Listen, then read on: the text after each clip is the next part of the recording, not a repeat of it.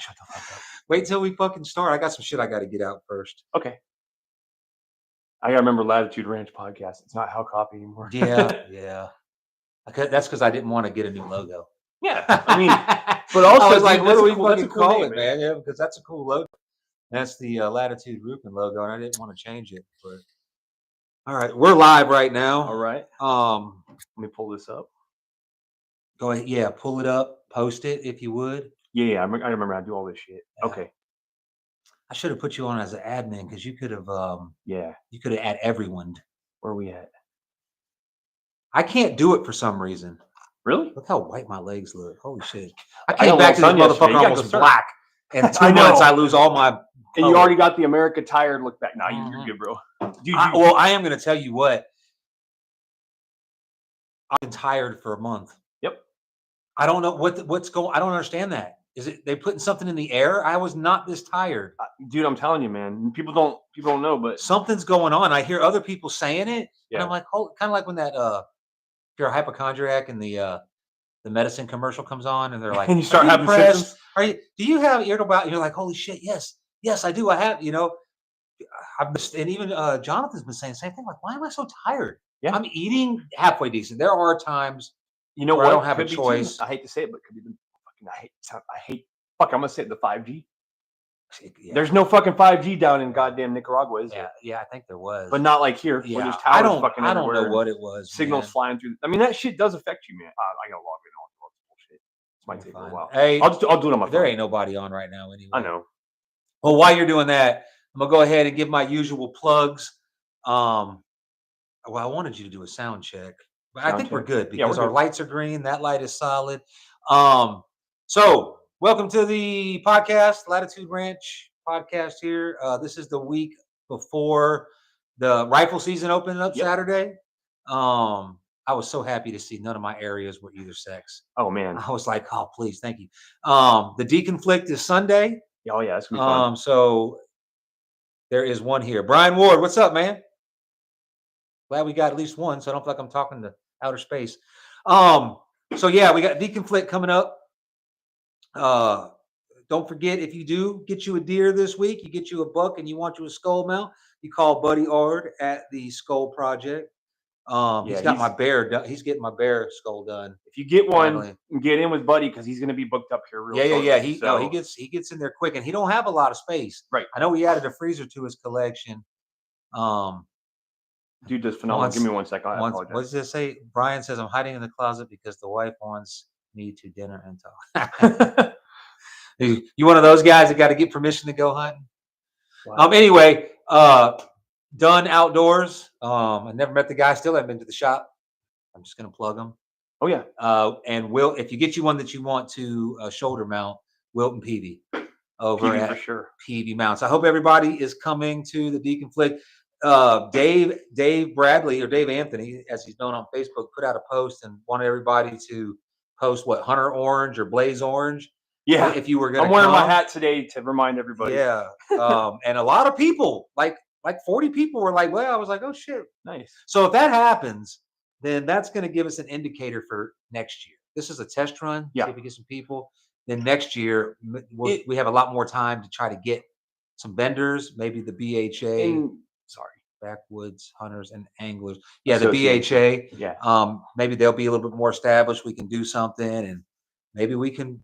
It's a good thing, man. Last get together, there was a hunters get together. Dr. Randall's.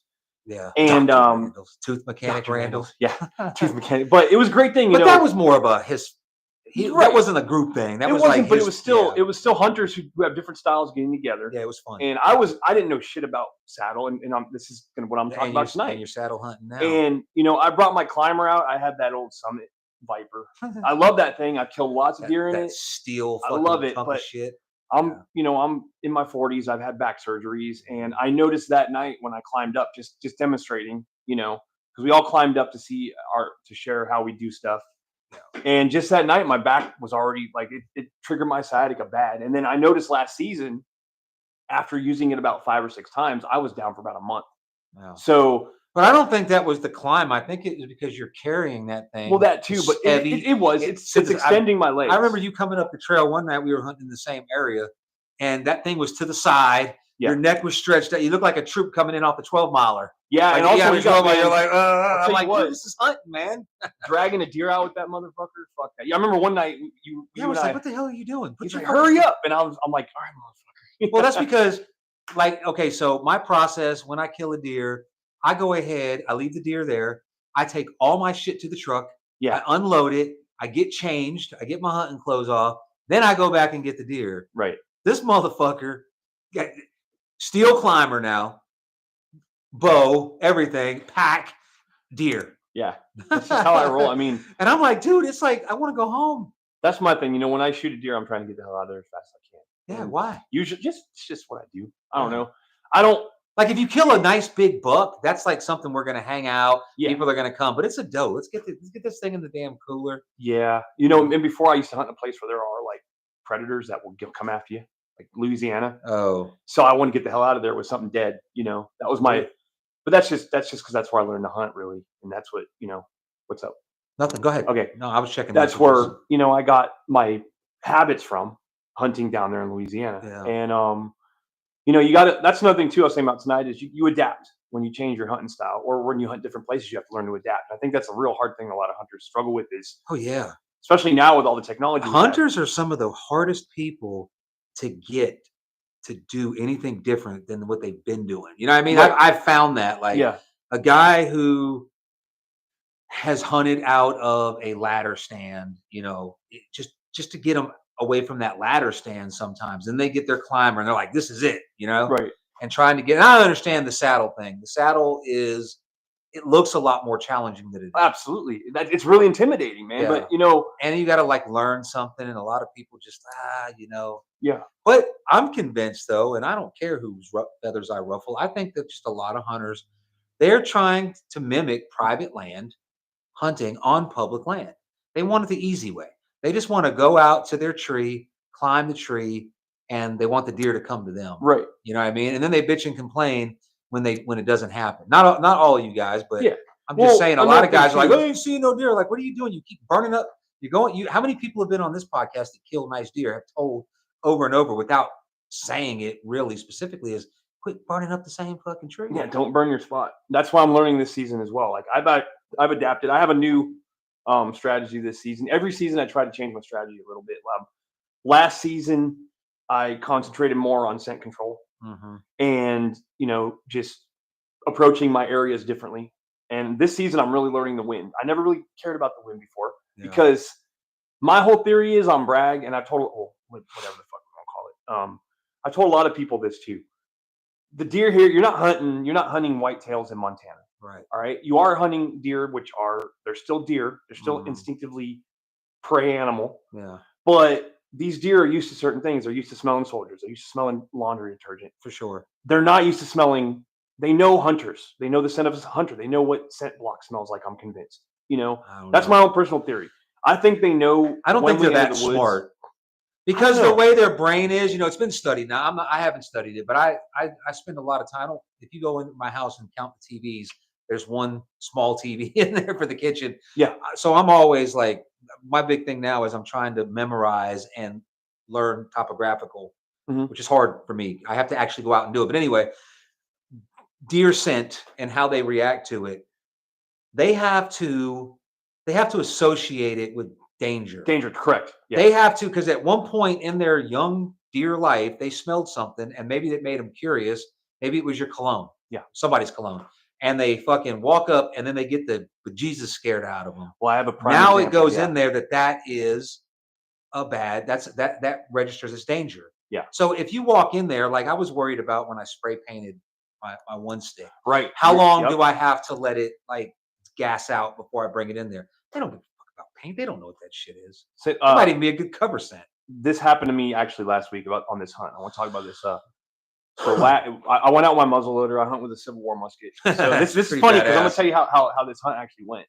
So I had this big ass 1853 Enfield. If you look at the picture that's what I'm carrying in there. Actually, that's not a muzzle loader. That's a fucking real Civil War. Oh, it's a musket. No, it's a musket though. Yeah, that's a musket. Yeah, it's a saddle. It's basically the M16 of the Civil War. Right, got you. Yeah. Actually, it's more. It's not like the muzzle, like the CV, whatever. It's got a scope on it. Yes. And all that. This is just primitive. This is primitive. Yeah. Primitive. Okay. So that ties into my story too because of the sites. So I did everything right according to what I think a good hunt is. Right. I went in early, real early.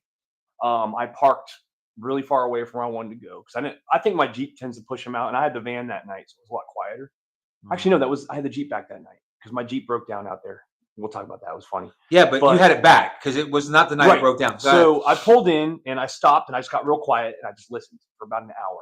I had time this time. I had time to get in there. I had time to scout. And what a buddy told me was, he said, "Hey man, get in there, get your shit on, and just walk because it is a lot easier with a saddle." I'm now a saddle hunter, by the way. I haven't gone up my climber at all this season, Congratulations. except for one time early in the season. But also I have some questions that I'm gonna talk about tonight as well. If anyone has, advice out there, because I ran into a couple things hunting with a bow, but compared to hunting with a rifle from the saddle. So I've never hunted with a rifle from the saddle. Anyways, I haven't either. So I get in, I get my shit on, I do my scent control. And what I do this year is, and I'm gonna tell you, this is what I believe is working because I've had some close encounters recently with deer, and they couldn't smell me. They saw me, but they didn't smell me, and that was crazy because I was staring at them directly. But I guarantee you, they smelled you. They're trying to figure out what the hell it was. yeah. Or they're trying to figure out what it was. Yeah. But I do my base. I do the fucking scent blocker, and then I do acorn. That shines acorn stuff. Shines some good stuff. That's anyways, all I used to. So I get in and I get up, and what I did was I didn't know this area. I just been on the fire break, right? I did a little topo scouting, but the area I actually went in was different than the area I wanted to go in. And I'll tell you why I went in that area. So I'm walking, and the wind was going perfectly out of the fucking hunt area. It was blowing the wind's to my back, so it's blowing my scent away from the direction I'm going. No, if it's on your back, it's blowing it where you're. If it's on your face, it's blowing it away. Yeah. Okay. So it's blowing the smell away from the area I'm trying to go to, which is good. Yeah. And I found tracks that were going that direction. And they were fresh, so I figured that deer's probably already in there, and I can get in there. He won't smell me. So I get in, and I find 2 rubs right as I'm walking in. I'm like, "Fuck yeah, these are fresh. They've got sap coming out of them." And I know now. I've been hunting long. I've told you between a scrub rub, because I've seen plenty of rubs. I'm like, "Oh, that's a badass rub," and it turned out to be a scrub. And you can tell when it's something in there that has some pretty nice brow. I mean, he's not a beast, but he's messing up that tree with his brow tine. So I'm like, all right, that's good. So I'm gonna post up. So I get in, I find a nice tree, and that's another thing I like too. Normally, if I would have had my climber, I'm in there, and I'm like, shit, I can't sit there. This is where I need to be, though. And I was like, I need to be right here. I went about 100 feet off, which is fine if you're rifle hunting, right? Because you got 100 which I had yards, a musket, but still, a musket's not. It's not a 270 with a scope. That thing allegedly can shoot 1,000 yards accurately. I don't believe it. What, that musket? That Civil War musket? That, the one the Enfield. No, that's 1,000 yards. How many meters is that? Oh, 3. No, a yard is about a meter. I mean, they're about the same, 3 feet. No, I don't know. I'm not gonna do the math. Musket can shoot that far. They use them as the Confederates use them as sniper rifles. As a damn artillery round, maybe you got to put a big arc on that. Really, I don't know nothing about it. It just doesn't compute. Well, it is. It's a rifle. It's a slug. The musket has rifled. Okay.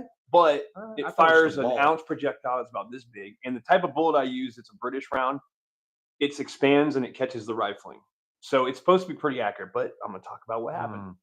And obviously, it's what you're doing now. Yeah. So I get in there, I get up in my tree, and sure enough, right 5 minutes to 7, actually 7 on the dot, which is about 5 minutes till it's dark. Yeah. Here comes Mr. Buck, and he goes beeline. Oh, there were some scrapes there too. There's a massive scrape. He comes beeline from the direction I thought he was going to come, which was, like I said, I was very pleased about this hunt. It couldn't have been better, except for the fact that I missed the fucking deer. So he comes out and he gives me a perfect broadside at like 30 yards, right? And he goes right where I thought he'd go. He's traveling the wind. He's smelling nothing, no alert. He's just sniffing because he's stepping out of his cover. And where he came out it was the point of like those reeds, those cane plants. I call them river cane or whatever. Right. But he comes out of that and he comes into the open, and that's when he starts getting cautious. And he goes straight for the scrape, and then he looks up and he's starting to go towards his rubs. Right. Well, I've got him right where I want him. So I pull up my musket and I'm trying to aim, and the sights on that musket are really flat, and they're iron sights. So I was not really sure if I was level, but I got it what I thought. And I fired, man, and it's a big loud boom. And by the time I fire, he's looking right at me. And I'm thinking, oh, he's down because that thing will drop it like a sack of shit. Like anything that's hit with that is going down. Right. And he's just standing there looking at me. Like looking at me, and I'm like, oh shit! Like I was like, well, I wasn't. So now you're that. in a saddle. So now I'm in a saddle with a Civil War Enfield musket, and all I can think is, well, he's not spooked.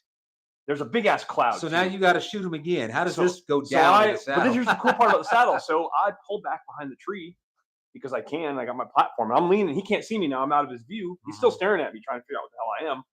And I'm tearing the cartridge, pouring it. I'm reloading with a ramrod. So that was pretty. And my heart's pumping because I'm pissed. Yeah. And I want to curse, but I almost want to cry. Yeah. Oh yeah. God, please. I mean, he wasn't. I think he was an 8 point. Yeah. Like 6 to 8. He was a nice sized buck. Okay. I couldn't see clearly his rack, but he had big enough horns where I noticed.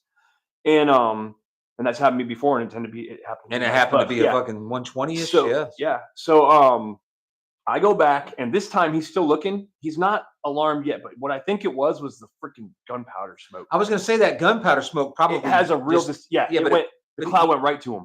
He might be very familiar with that smell. Yeah, and maybe it's covered up your scent.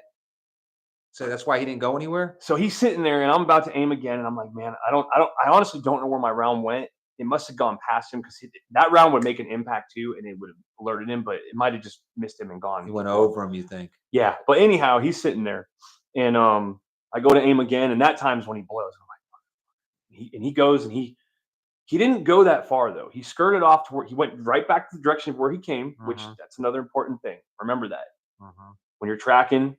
Rarely have I ever seen a deer, except if I bumped it. Even when I bumped him, like they typically when you bump them, yeah. If he's when you bump them, they normally when they freak out, they always, from what I've heard and what I've observed, they will always go back the way they came because that's where they know is safe. Right. That's what he did. He ran back. That's why if anybody ever shoots a deer, and I only know this because I shot at deer. And they hey, did you hit him? Like, I don't know. He ran. Well, which way did he go? He went to the left. But which way was he coming from? From the left. Oh, you missed him. Yep. So if you're walking and you jump a deer and you see that he's got a buck, just freeze. Yeah. Because if he didn't blow, he heard you. Maybe he smelled you. He's alarmed. He's going to get up, and a lot of times they'll stop. Yeah. And then they're going to keep going, but just watch where he goes. This is what was neat about this. So I'm panicking, right? I'm like, God damn, I blew it. But I'm like, to me, it's not over until it's over. All right. So he's running. He stopped. He stopped actually because I could hear it. His snort started to sound. First, they're like, you can tell when it's going away. But he stopped in the wood line and he's blowing back at me, trying to figure out what the hell I am. So what I did was I had all my shit hanging in the tree right there, which is another thing I love about saddle. With that, you get one of those little. You just have access to everything, and it's right there. It takes a while to learn. It was a learning curve. It took me probably about 10. I'm still learning. Yeah. But I grabbed my call. And I snorted at him. I did a grunt, like I'm about to fuck you up grunt. And then I snorted at him. I did a snort wheeze, and he snort wheezed back. That's awesome. So I'm hoping that spot's not. I'm not. He might come back. I don't know, man. I'm hoping he thinks I'm another buck. I don't know why he would. Well, here's the thing: if he didn't see me, if he didn't get the fuck out of Dodge, then he thinks you're another deer. Yeah. He's blind with testosterone right now, so he don't know. I think if he would have known it was a human danger hunter kill, it was a kill situation, I think he would have fucking been. You would have saw white tail, and that's it. Well, I did, but the thing is, he stopped. He snorted and he stopped, and he was just hanging out in the wood line snorting. Again, send me the pin. I'll go out there and let you know. Make sure. But but same thing. Last night or last hunt, which was Sunday night. Yeah, Sunday night I was out in one of my archery spots. And the night before, I had a buck had come right through. But the only thing that sucked about that was you do have a weak side saddle hunting. Yep. You're usually and you should practice it, which I have not adequately enough to feel comfortable with. That's what I want to talk about too. Like I think if you have the ability, if you're out there and you have the ability and you're thinking about saddle hunting, first of all, it's an amazing transition. It really is. Yeah. I feel like I've been seeing a lot more because I can get to where I need to be. Not only that, you're engaged when you're sitting for me, I'm not speaking for anybody else, but when I was hunting a climber, and you got to remember, I'm very open about my hypocrisy or my transition. Fuck a saddle hunter. Then it was the climbing. Yeah. The climbing platform. And then I was out there practicing and just fucking around making review videos. And Jimmy Egerton came out with his one stick. And I was like, I'm not even interested in that fucking thing. Now I can't. I don't want. I will probably, unless something quicker, easier, and lighter comes out, the one stick is the way to go. But I haven't tried that yet. I'm interested, but I had a oh shit moment that kind of like. It's very easy. But everything, it's like driving a car. Driving a car is easy. We all do it every day. We don't even think about it. But when you first started, especially with the clutch, you had to get some muscle memory down. And really in saddle hunting, the muscle memory comes down to your process. You put your bow in a different location. You like it different than where I like mine. Right. You may not have a bag. I have a bag. When it comes to shooting to your weak side, for me, I don't have any option except for I've got to where if I squat down and my knees are against the tree and I'm like sitting in the invisible chair, my saddle, I got to bring my boat and I've got to bring it up slowly, which means I have to wait for them to be turned around. But I'm gonna tell you right now, when their head is down and they're eating and you go like that, they see it. Oh yeah. I mean, think about this. I was thinking about this actually in my tree stand. I thought about this to bring this up today. Think about how many, if you don't think they can see your movement, think about how many times you've been sitting there and a freaking squirrel will just twitch and you notice it out of your peripheral. Oh yeah. They have and you don't live in those woods every day. Yeah. Like you're not there every day. They know that, like Skipper said, they know every inch of that spot. So just be careful. Like you can take advantage of their distraction, but that's another thing too, sometimes early season hunting, you have to be very, very careful with your movements and your sense. When the rut comes out, when they start getting testosterone, that's the reason why most people don't even hit the woods until November. Because that's when they slip up and they get dumb. Yeah, especially the young bucks, because they don't know any better. How many people have seen mature bucks? I don't know. I think the only buck that I've had a shot on, but I couldn't get the shot, the one I was talking about in the second week of the season, he was mature, but he wasn't 6-7 years old. He might have been 4.5. Yeah. Which we'll call him. He's like a baby mature deer. You know what I mean?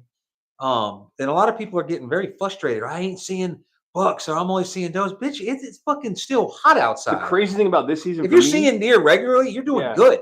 This is the crazy thing about me this season is I've never had this happen where I'm seeing primarily bucks.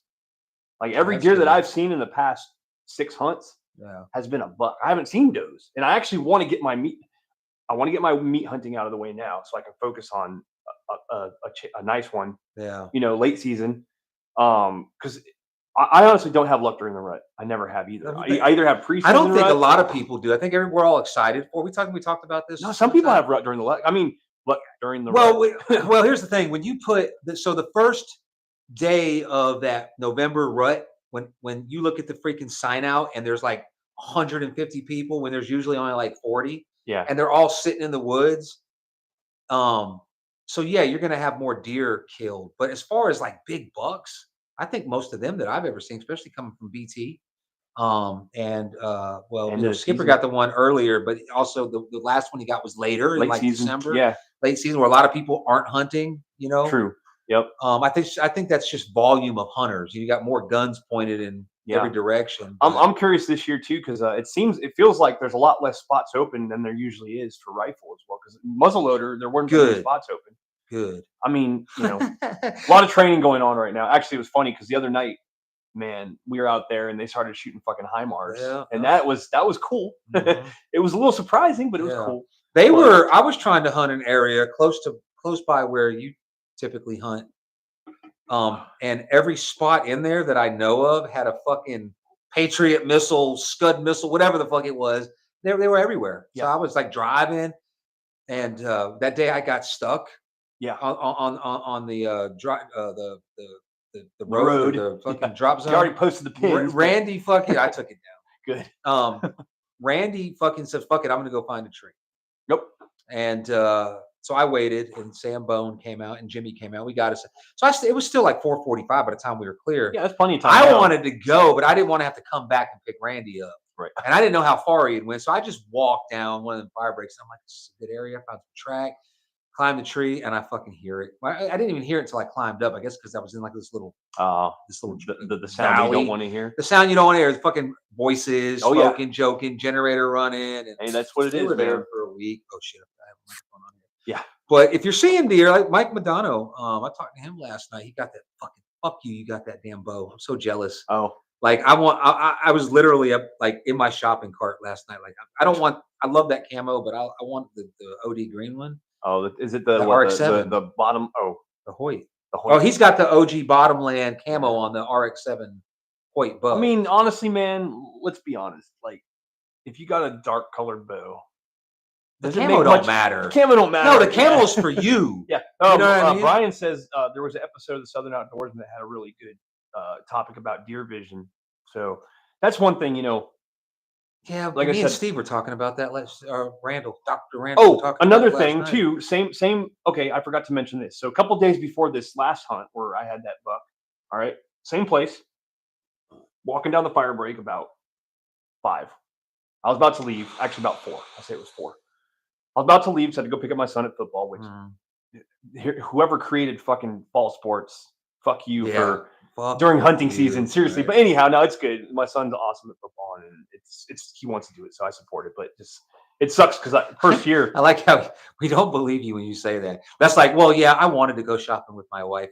She deserves it. No, no, it's true. I have to remind myself. I don't believe you, motherfucker. I have to remind myself that it's okay to say, "God damn, you got to do it." We understand, but you don't have to lie to us and be like, "Oh yeah, it's practice." Now the games come, you want to be there. I hope. Yeah, absolutely. But no, it just sucks because like my hunting time is evenings. I'm an evening hunter. Dr. Tooth Mechanic. Go ahead. I was responding to Steve. My hunting time is evenings. Like that's what I prefer. I've never had I've had one morning kill my entire time hunting.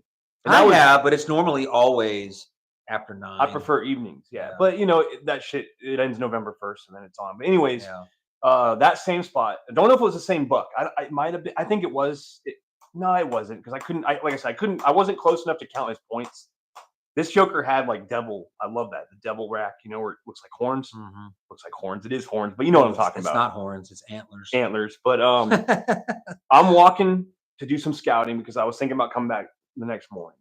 All right, but I'm walking with my full pack on. I got my musket, and I get down to this bottom, and sure enough, like a ghost, like they always appear out of nowhere. I mean, I'm looking straight, and this motherfucker's right there all of a sudden. Mm-hmm. And there's another buck staring right at me, just staring at me. And we sat there. I stopped, and I tried to get so he couldn't figure out what the fuck I was. Not that it makes a difference. Just stand still. Yeah. Looked like a blob because I was out. There's a bunch of brush behind me. Yeah. So it was really, really green in there. It's real thick, even around that fire break.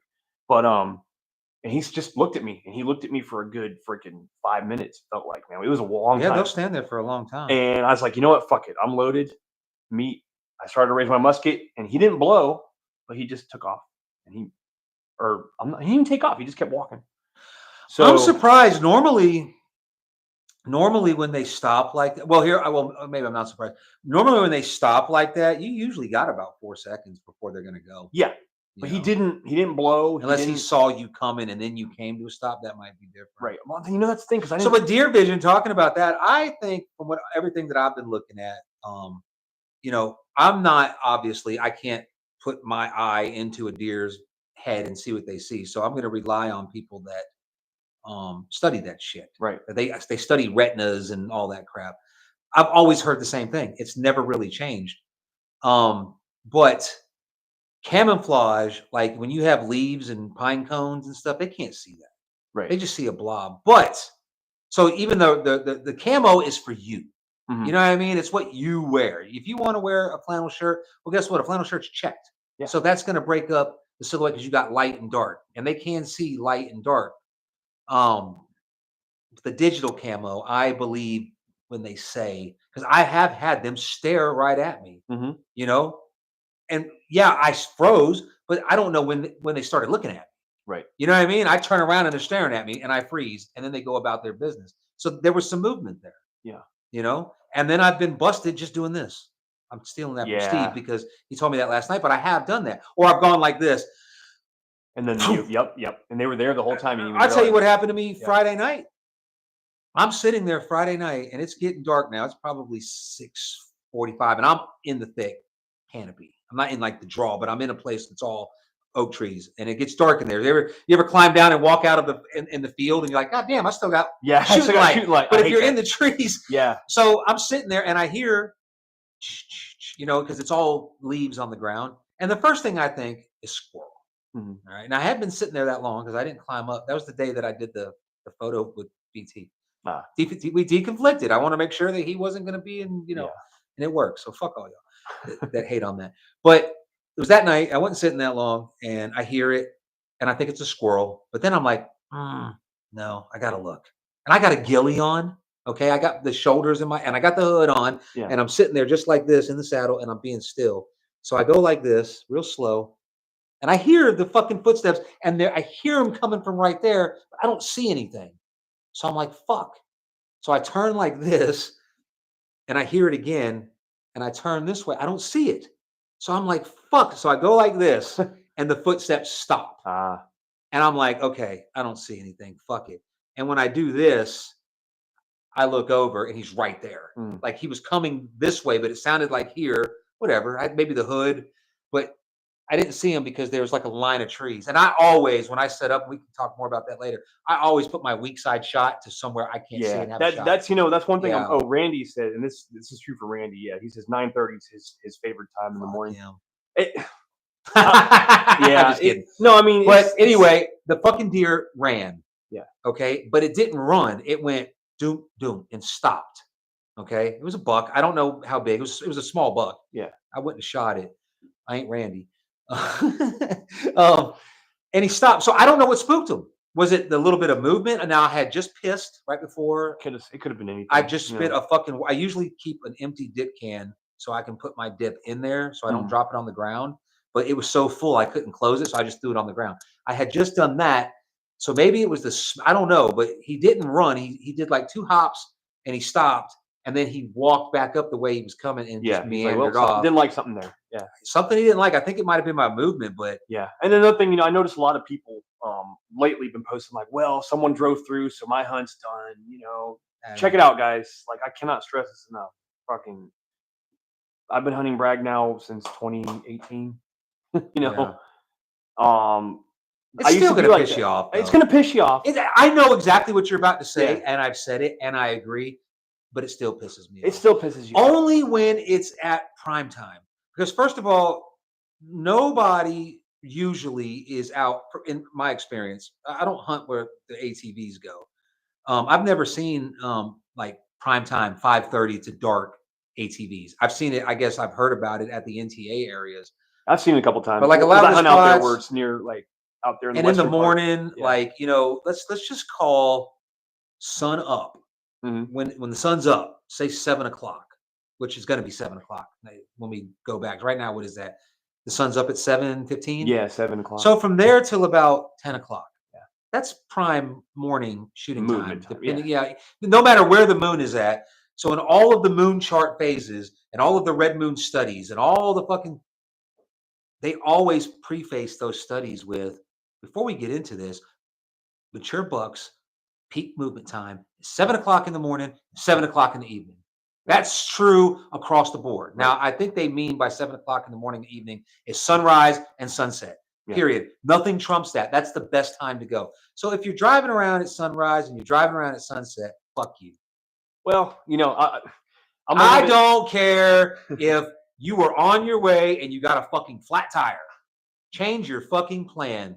I don't care. Now, because I don't care about your life or his life. I care about my hunt. And if you come in and you've got to go over here, and if you would have came in on time, we would have been fine. Yeah, be considerate of others. But don't go there.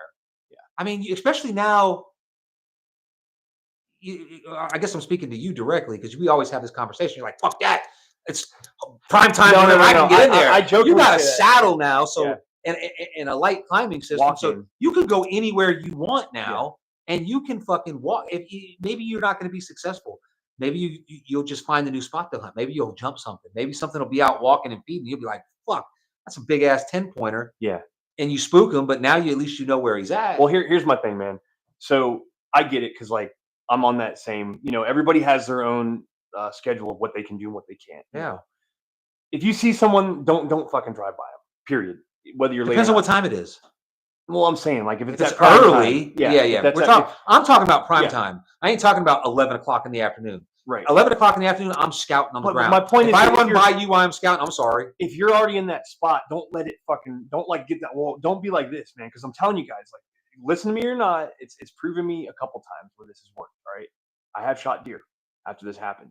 All right, I'm gonna tell you guys, if you're not having luck and you're out there and someone drives by at fucking 5:30 and you're like, fuck this, I'm climbing down. Don't wait till dark. No, wait till dark for sure. Because I've had 3 deer now where I used to hunt an area where there's always troops going through. Yeah. There's always people there, and I was like, I used to be like, I mean, I'm like, fuck this. I get my shit on and I'm walking out, and it's not even dark yet. Yeah. Sure enough, when we had cameras, right as I left, here comes fucking. But you're talking about the random car. Or no, just people. But if there's people out there fucking going back and forth and through and jump in on ATVs, but they're hanging around, deer ain't coming through that. Right. Yeah, in that case. But if it's just someone passing through, I've seen a couple people post like, man, that don't bother me. Like, I climbed down because it's like, guys, that's why you're not shooting deer, because like, just be patient. That's the biggest thing. Yeah. But here's another point though. But here's what happened to me, and I'm gonna say it straight up. If you're not fucking signed out in the area, with you on that. And I planned the fucking night before to hunt that area, and I scouted it, and I see your fucking car there, and there's no one signed in. Yeah. Fuck you, I'm hunting that spot still. You don't want to slash his tire because he may be fishing. No, this fool wasn't fishing. Or he may be bird. I'm just saying. Yeah. There have been times where I have been pissed off about people doing stuff, and I've called somebody or texted them, and they're like, let me check. Oh, they're bird hunting, or there's a fishing pond over there. Oh, okay, because I didn't know. Right. So if you see somebody doing that, first of all, you shouldn't park in the middle of the fire break. I agree. Yeah, it's something. Don't block the fire break too. And a lot of when you posted that, a lot of people were. I said, just go around. If I got to get past you, I'll go around you. What I ended up doing was, if you are hunting and you're not signed in, fuck you. I hope I just fucked your hunt up. Yeah, because you're fucking me up. I don't care if you break the rules. I don't care if you break the laws. Until you start fucking up my shit, breaking your rules and laws. Now we got a problem. My whole thing is, if you go and my whole fucking principle on that is, if you're selling fucking coke and you get robbed, you're not calling the fucking cops. So fuck you. Yeah. But what do you think this car was doing? He was hunting, dude, because he cleared his fucking musket. You have to clear your muzzle loader. Oh, and I saw the fucking what I did was I parked. So at first I was like, man, fuck, because that's exactly where I was going to hunt, right? Yeah. So I stopped and I checked. First thing I do, if I'm accusing you of something, I've already done my fact check. Yeah. I already have the intel. Okay. I checked small game. I checked everything. Yeah. There wasn't anyone checked in at all for anything where I was. Yeah. All right. So I'm like, all right, fuck this motherfucker. Then I walked around to where I could see. I walked 3 fire breaks. I went 2 fire breaks up where I could see where I was going to hunt, and I saw the orange. So I was like, okay. And then what I did was I went down and I hunted about a fire break over from where I was supposed to hunt, because I wanted to hunt that area. Mm-hmm. My reasoning being, if something comes through, this is where it's going to come through, because I had already scouted. So, but I'll be pissed off. And then, as you know, I'm up in my tree because I sat until about 2 that day. Mm-hmm. Around 9:30, I hear boom, and it was a muzzleloader. So I'm like, he's clearing. Then sure enough, he left. So I'm like, okay, cool. But I was like, my whole thing is like, man, I would have, if that dude would have been signed in and whatever, I would be like, I'll just go. I would have stopped right there because I saw his car. Yeah. Back the fuck out and gone to Plan B. So if anybody's watching this and they were, because I saw there was some, like there always is, there's some like, there's gonna be the naysayers. Yeah, like, oh, I didn't know it was your land or whatever. Yeah. Well, here's the deal. Like I said, I personally don't care if anybody's breaking. It's not my job to catch them. Right. You know what I mean? And if it's not affecting me, it's none of my business. I'm doing my thing. But if you are fucking me up, like I want to go into this area, I planned it. I feel good about it. I go in there. I see your car. Oh shit. Yeah. Okay. Me personally, I'm gonna try to find out who you are, so this don't ever happen again. Deconflict. Yeah. Yeah. Anytime I'm going to go to a certain area, if I know I'm going to go there, I'll text Brandon Barrett. Hey man, he does the same thing. Hey, you going to be there? Nah, man, clear. I ain't even going. Not even interested in that spot this week. So it's all yours. Not that I'm giving you permission or you're giving me permission. It's just a fucking thing. So we don't have that happen. Yeah. Let's say that guy was signed in and he was hunting. I don't know what time you got there, but if he was already set up, maybe if y'all knew each other or could deconflict with each other, you wouldn't drive in that loud ass vehicle and fuck his hunt up. Well, yeah, that's the thing. I stopped. I walk in now because that's the whole reason. I don't want to mess someone else's hunt up. Yeah. I used to be a little bit different. I would tear right past. But it is public land, so we got to have some type of. Yep. We've got to have some type of acceptable time frame. Some guys want to sit all day. Well, we've always said, and I didn't make this up, so I'm not like, oh, these are the fucking rules, because this is just my opinion. But it's always been kind of accepted that between the hours of 10 o'clock and 2 o'clock, you can fucking scout. You can go. Back when we used to check cameras, when we had cameras, you go check your cameras. I think and if you walk in on somebody between those hours and you're like, hey, sorry, there should be no harm, no foul, because it is public land and people do got to go scout. Yeah. Now, if you're out scouting and there's 5 people signed, like the other night in one area, we had 7 people signed in. That broke my heart. This early in the season, when we first went, there was only 2. You ask yourself why, though. No, we're out there, no. It's not. It's not. Social media, man. It blows stuff up. Yeah. No, because if that's the case, you know what? There are big deer in area fucking L. Big L. There's big deer in area M. There's big deer in area N. There's big deal in every area. There's big fucking deer in S2. Somebody right now is going, oh, shut the fuck up. Get the fuck out of here. I don't think that's the reason. It could be. I don't think social media. I think word of mouth and just it's easy to access. Yeah. Which blows my mind because it's it's the hardest area. I think it's the hardest area to hunt because of all the pressure. Because of all the pressure. Yeah. Not just the pressure from the hunters, but the pressure from people going in, troops, people walking their dogs, and people fishing. They can go fish at that pond. Do you have any advice? Okay, so people listening, obviously we're here to, talk about hunting, and people do gather stuff from this podcast. Do you have any advice this year for people who haven't been having luck in those areas that are heavily hunted? Walk. Yeah, it's hard. It's been a hard transition for me, and Sunday was a perfect example. I should have been walking.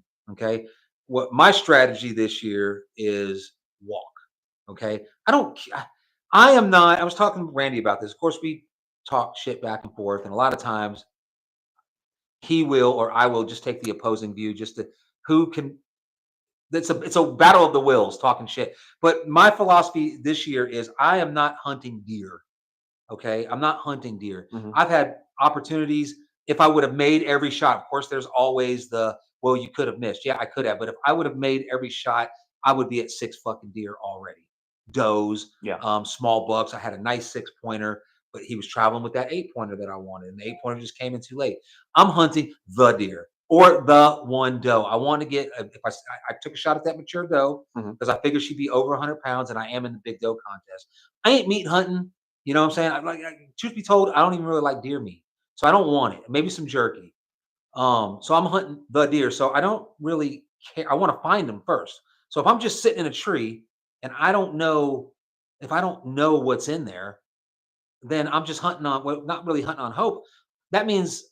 That style of hunting is like hunting any deer that comes out, you're going to kill. You're meat hunting. Yeah. Or you just think you're going to get lucky. So I'd rather dedicate my time to walking. Okay. Now, I do climb trees, obviously. But what I normally do is I climb trees during the movement cycles. So if the movement cycle, like for instance, the other day, I got into the woods about 7:30. Mm-hmm. Okay. I didn't climb a tree until 9:45. So 7:30. So it's already light. It's already light. Yeah. And I have all my stuff. Yep. And I've got my orange on and all that stuff like I'm going hunting. But I park down here and I just walk. And like a lot of times let's say I cover, I'll exaggerate and say 2 miles. What is that actually? Maybe a mile? I don't know. But a lot of times I'll walk all through where and I'll follow game trails, but I'll end up hunting back where I started. Mm-hmm. Or I don't. It doesn't matter. But so I started at 7:30 and I walk, and I'm just following game trails. And when I see something cool, even little rubs on little scrub oaks, you see a line of them, drop a pin. I drop all those pins with the zigzag path. Yeah. A little scrape. Okay, pin it. I just keep going. Then 45 minutes, 30 minutes before that feed time, depending on the wind and where I'm at, I climb a tree and I'm hunting. Okay. At that point, I'm hoping that whatever I'm following and all that is going to come out. But what I'm really hoping for is some does come out. And they meander, and I watch them come out of the area, and they go back in that area. Because now I'm thinking, okay, this is where they live. Yeah. And the bucks, when they start chasing, they're checking this area out. Right. So think about it like this. So if you're downhill, and there's a little area, and the does come out, and they're feeding. Well, chances are during the rut, there's going to be a buck cruising midway through that hill because he's going to be checking when the wind's that way. So I'm doing all that. So That's my advice. Yeah. Okay. And Sunday I should have been out scouting. Jonathan went out, didn't even take his weapon. He went out. That's what I should have been doing. But Yeah. I think the last 5 hunts prior to Sunday, besides that being busted by that little buck, I hadn't seen shit. Yeah. And that old buddy starts coming. Been, you got to, you want to see something, And Sundays, I just made it up. Sundays, it's okay to kill a doe. If you kill a doe outside of Sunday, you're screwed. It's been an interesting year with activity for me, because like I said, usually by this time, for me, this is already late season. Like this is we're getting it's mid. Personally, the way I hunt, and I'll admit, when I first started hunting Bragg, I had no idea what I was doing. I didn't know how to hunt eastern woods. I learned in Louisiana, but it's a lot different down there. Yeah. But see, that's the reason why this year you're doing better, because the year before, so it's progress. I'm talking about my method. So, I do think that the drought we had early in the season is affecting things a little bit. You said something about that before. Yeah. Back in I'm gonna tell you what I saw. We actually opened up a deer's stomach, last one that was taken, because we wanted to see if it was eating what it was eating. I mean, it's not a bad thing to do when if you can, handle it or whatever. It's kind of gross, but ask Randy about that. He got squirted in the face. Oh yeah. But my buddy got a deer on what was it, Saturday night, and he got a nice one. Big deer, just genetically wasn't the shit, but it still was a nice 7-point. Yeah. And sure enough, 7 o'clock, right at 7 o'clock is when he shot that deer, like spot. And I was wondering myself, because I had seen a buck come through where I was at, didn't have a shot because it was on my weak side, and I just couldn't. That's one thing I'm learning. I'm learning how to position. That's another big learning curve. Before I get too sidetracked, I want to talk about this. A big learning curve with saddle is which direction you actually. So what are we talking about, the food in the stomach or the saddle? Yeah, well, I'm going to get there, but let me talk. This is But anyhow, we opened up that stomach and it was nothing. We were expecting to see acorns, because I've heard most people they're just now starting to drop. Yeah, that they're starting to hit the acorns hard, but this guy's stomach was full of green. Yeah, there was not an acorn in there. Well, are they hitting the acorn? So last week post oaks were dropping. Yeah, this week white oaks were dropping. They're not dropping a lot, but they are dropping. So that means in the next 2 weeks, find a white oak if you know your white oak spot. Like, I haven't been tearing up my white oak spots. I've been watching them, and Sunday, there was more on the ground, and that's where that pay attention to. A lot of people miss this, but when you're walking through the woods, pay attention to those leaves around you and see if they're chewed up or not. That's a big sign that a lot of people miss. And that right now, or if the grapevines don't have any grapes on them. Right. That's where these deer are going to come out and feed. They're going to come feed in these green areas while the green stuff's still there, because we still have a pretty hot fall going on right now. And that bottom brush isn't going to die out until about mid-November. So this is just me, take it or leave it. But from what I've seen, the deer I haven't seen deer feeding on acorns yet. I've seen them going to check their territory. I've seen them eating, what do you call it? Browse. Yeah. Leafy browse. So there's a little tip. So getting back to the tip, walk. Yeah. But if you want to walk and then you want to hunt, what's been successful for me is if I'm walking down a fire break and I see, and there's a draw to my left, and the wind is blowing into that draw. Yeah, that's what you told me. Yeah. And you see tracks going into that draw. And if you don't know how to tell fresh tracks from 2-day-old tracks, learn that. Okay. I can't tell if they're hours old or if they were just made or anything, but I can stick my fingers in the dirt and compare what the dirt looks like from my finger imprint to the hoof imprint and say, this is fairly fresh, fresh track, because it's dark, because it's wet underneath there. If I'm going to hunt and the tracks are going in and the wind's going in, I'm going to find the trail. I don't know if it's the trail they're on. I'm just going to guess. This is probably the trail where they went, because the fucking tracks are there. Yeah. And you look at the game trail, and I'm going to set off what Jonathan calls cheating the wind. I'm going to set off that trail this way. Okay. So the wind's coming this sideways way. Okay. Yeah. But with the saddle, the good thing about it is I'm going to actually sit quartered, because I still want to, what if they come out over here? Right. I don't want to miss it. So I want to be able to look to my left, to my right. I'm not really concerned about what's going behind me. That's not 100%, because they have come in behind me with the wind on their butt. I'm like, what the fuck? They walking right underneath me. Didn't even see them with the spit. Oh shit. There's fucking doe. I love when that happens though. That's my favorite. So that has worked. Okay. Another thing is walk like you're trying. If you're going to your hunt spot, be stealthy. Yep. But if you don't know where you're going, don't be stealthy. Jump that motherfucker. You know what I'm saying? Because think about this theory.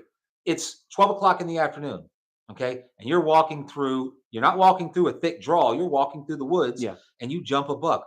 What do you think the likelihood that he came out in the morning, he fed, and now he's bedded down and you caught him mid stroll?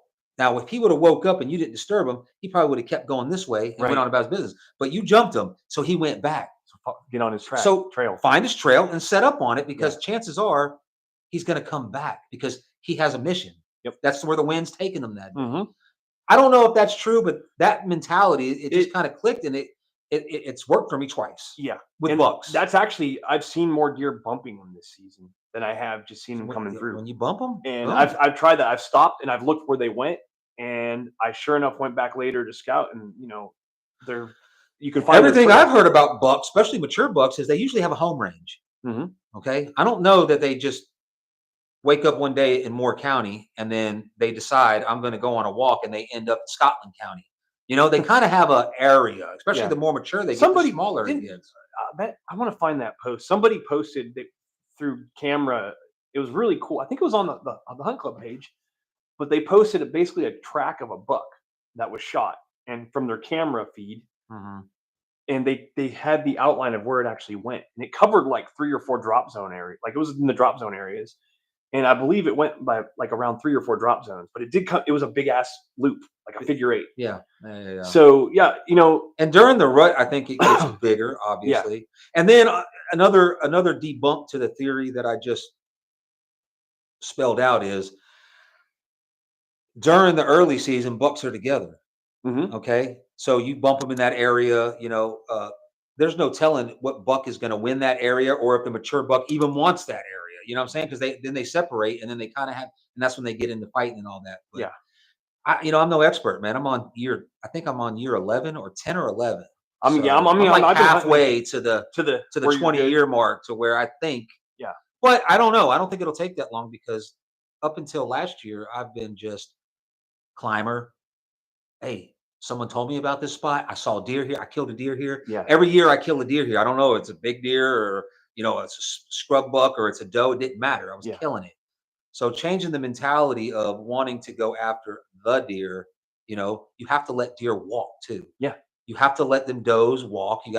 There's a spot right now, and I haven't even gone. I've only gone there twice, and I haven't killed anything. I took a shot at where I missed that fucking, the big doe. I've gone there twice, and the doe have been there. Mm-hmm.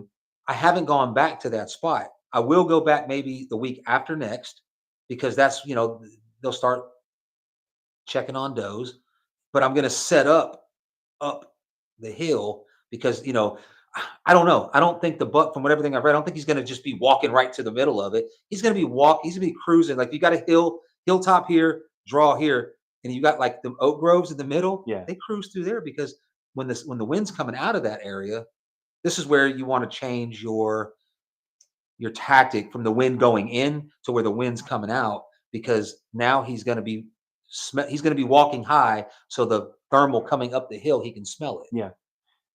Pay attention to those thermals too, man. Like, that's one thing I've really been paying attention to. But everything we're saying, someone like Randy, he's probably shaking his head right now. He's like, fuck, he's successful just going out and finding a spot. And the other day, I forgot what we were doing. He was looking. He was like, "That looks like a fucking stupid spot. I'm gonna go hunt it." Yeah, that's been an ongoing theme here with a lot of the hunters who've been on here. Mm-hmm. If it looks stupid, if it looks dumb, guess what? Most of the time, it's a good spot. It might, but my brain, it's hard. I talked to one guy, and so I think I told a story, but I'll tell it real quick. I climbed up, and when I got up, I looked over 90 yards. There were 2 bucks bedded out in the fucking grass. Like, when you look at that area, that's nothing but pine tree every 40 feet and grass. Yeah. The woodpecker habitat. I don't want to hunt that, but they're there. I mean, I drove up. I told you I was driving out that one night on a drop zone, and I jumped 4 big ass. I couldn't tell because they moved so fast. There was a buck, but it was 4. They were large, and they were right in the freaking drop zone, and they ran into the wood line. Now, what I should have done was watch where they went, which I did. Yeah. But watch where they go, and then pin it. Yeah. And then later, if you ain't got time right then and there, later go back and look. What's the terrain on the topographical? Right.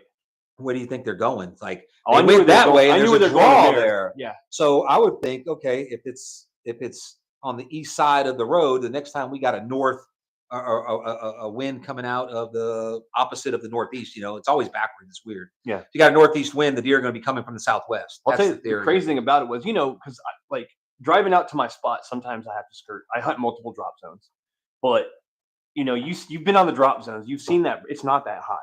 It looks like you'd think if there was a person right there, you'd see them. Yeah.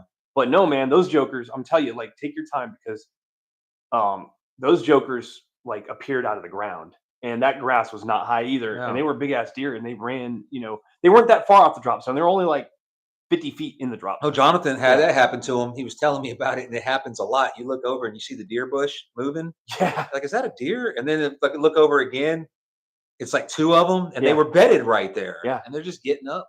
Yep. So They're stealthy, man. They're like ghosts. I call them ghosts. I think once in my life, the one that I had PV do the whole hide mount, that was the only deer in my entire fucking life that came from where I was expecting them to come from. I heard them before I saw them. Yeah. So I was able to watch them. And that's when I couldn't get my arrow knocked because they didn't put the string on there. That's what happened with the buck I missed with my musket. That joker, I mean, that couldn't have been, you couldn't have had a more perfect hunt, which was more disappointing. Yeah. But also, that's why I want to talk about angles as well. Because one thing I'm learning and I have not figured out yet is the angle of the saddle. Because if I was in my climber, like I can do Kentucky, I know where I'm going to shoot from my climber, regardless. I've got that bar there too. But I was aiming, I lined everything up and I shot my musket to confirm. Yes, that thing is not going to shoot dead center, but it shoots about, and I can't do anything at that sight. It's a fixed iron sight. It shoots. I confirmed my shot. It shoots about 6 inches high to the right, and I aimed at that deer where I knew my shot was going to go, and it's still. I don't know if it was.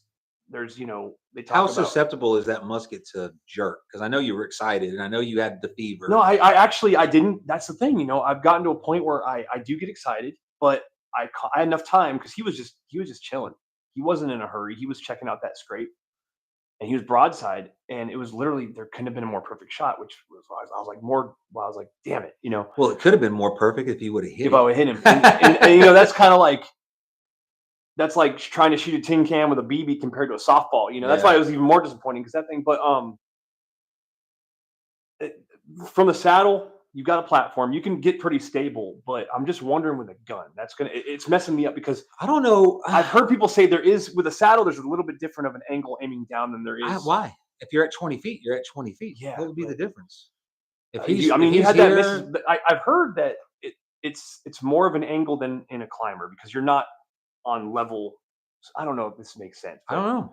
Yeah, but I've never hunted with a gun out of the saddle, and I don't know if I'm going to. Yeah. I don't know. I'm going to take my gun on opening day. I'm going to take it Sunday because I'm going to take my son with me to the deconflict, and then we're going to go hunt. I got a pop-up blind, or ground blind. But I don't know if how dedicated to the gun I'm even going to be. That's what I'm wondering because if I would have my bow, that buck would have been done. Yeah, toast right in the heart. But like you were saying though, the other day you made a post about how you had it ranged. And you still with your bow, and you're proficient with a bow, somewhat. But it still went. Would it go over? You think? No. The one that I missed. Yeah. It was my rangefinder. It was my fuck up. Oh. Again, I hunted for years, with a halo and it had no angle, right? So it broke or it stopped working. I don't know what happened to it. So I got a new one. And this one has an option where you range it. It tells you 42 yards. And then it has this thing at the top that says -17. Okay. At this level. So I had asked Jonathan, and I don't think he knew either. We were just trying to figure it out. I'm like, so does that mean 42 yards away, but aim 17 yards shorter because I'm up higher? And it was kind of, I don't know. So when I she was there for a long time before I decided, okay, I'm going to shoot her. And 42 yards, clear, no obstructions. I'm comfortable with that. Yeah. I do it in my yard all the time. So, and I wasn't excited. It wasn't a buck, big doe contest. So I ranged it. So I brought it down to like 27 yards, but I was like, that don't feel right. I'll put it at 35, and it was short. Had I kept it at 40, say 45 yards is where I probably would have, because I don't have multiple pins. I have the one I got to slide. It was right on line. I mean, Mm. it was just like 8 inches in the dirt. So that was my fuck up. That was error. That was just like not practicing or Mm. studying. It was, whatever. Now I know. It could have been, and also, like I Hey, said, it that's was, the best lesson to learn, in my opinion. I yeah, can read it all day, but when it happens, it hurts. It burns you up. yeah, But just thank God it was a doe and it wasn't no damn mature book. not trophy. Like I would rather not, honestly, if it was, I would rather not take a shot Yeah. at a mature buck Yeah. than miss. Like it's worse to miss. Yeah. Yeah. Oh, Dom says, whoever you are out there, you'll see all the deer you want if you wear a headlamp and hunt West Coast sunset. I don't know what that means. No, he's right about that. Just like, yeah, if you wear a headlamp, get it. Oh, Yeah. West Coast sunset. Yeah. But yeah, man, it's Yeah, that's how I found a buck the next day. that's another thing too. On your drive out, Matter pay of fact, it was attention. that night Yeah. that I was talking about with that doe. I was taking a piss and I was up on the fire break, and I have the big spotlight lamp. Yeah. I don't use it. I don't even use them anymore. I use that one little small one to come down. But when I got to track, I keep it in case we got to track a deer or something. And I had it on my head, and I was and I was just scanning. I was peeing, and I went like this, and I saw the eyes, and then he was actually doing like an owl. He was kind of doing this in the light, Hmm. and then he took off running down the fire break. So I think I was on the phone with Randy or Jonathan. I think it was Randy, and I'm driving just bullshitting, and I get about, I don't know, quarter mile down the road, and this fucking buck runs right across the fire break. Dark. So I just stop and I drop a pin on it and I go home. So the next day I go back to where that pin was at. Mhm. And as I'm walking up on it, that's when the two bucks got up and jumped. And then that was the next night when I had them, but I couldn't see them. Yeah.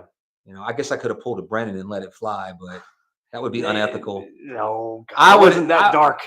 Yeah. I don't want to. It was that dark. I could see my two eyes. I could see them. Oh, I mean, it wasn't that dark when I made that I couldn't shot. I know it's see a running through joke, the peep sight and the glow pin. I could see his antlers. Yeah. And I thought about, there's his head, and I know that his body, he's facing this way, so his body's here.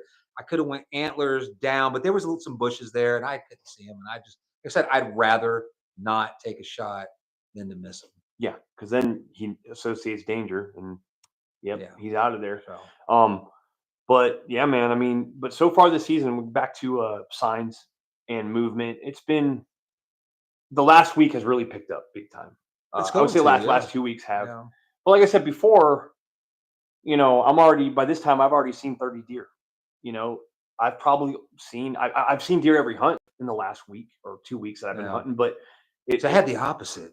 Really, I started off with the first day I had deer in shot, does. Yeah. Come to find out, Brandon was hunting, I don't know, probably about 500 yards behind me, and I guess he was coming down. Yeah. And they spooked. But I saw him that morning, and I see him all the time. Like every time I would go, and then maybe the last week, I can't remember. I lose days, but it was like 4 or 5 hunts where I didn't see shit, and that's what motivated me to climb that tree Sunday and not go scout. You know what I mean? If you're trying to hunt the deer, you got to scout more than you hunt.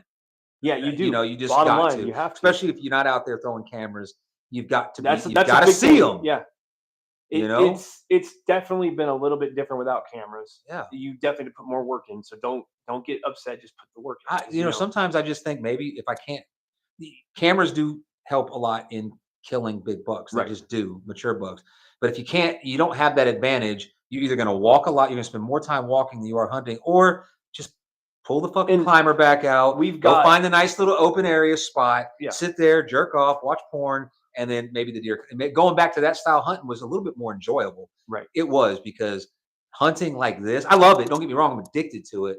But even heroin addicts have bad days. Yeah. Yeah. And we've got like 100 more subscribers than we did last season. I think we got more than that. So I want to explain something 4, too. If and we get it, like Buddy and I have different lives to hunt. I'm out there pretty much every day if I want to. Some people don't. Some guys have 3 days a year they can go. Yeah. So we get it. There's a lot of shit talk on the page, but my advice is if you've only got one or without a camera, so you don't know if you're following the rules. I'm sure there's people out there with cameras. Doesn't matter. That's not my business. Do what your rank can afford. Mm-hmm. Do what your position can afford. But anyhow, if you've only got, a few days this year to hunt, then just find those tracks. The food sources this year, from what I've seen, persimmons are almost gone already. That's kind of weird because usually they're just starting to get ripe by now. Yeah. I That's noticed weird. right out the bat. Early, I noticed I them think I was early. out there in freaking during scouting season. I messaged you. I was like, "Damn, there's ripe persimmons on the Mhm. ground already." That was the first time for me. You know, Yeah. I'm sure there's guys been hunting 30, Well, 40 this years time out here. last year, Yeah, it was already chilly. yeah. Like it was. I mean, there was Well, a lot what? more action. It's been Nah, hot. I want to say I wouldn't say. I'm not saying it was cold, but it was right. chilly. Like I have had not have one now opening day.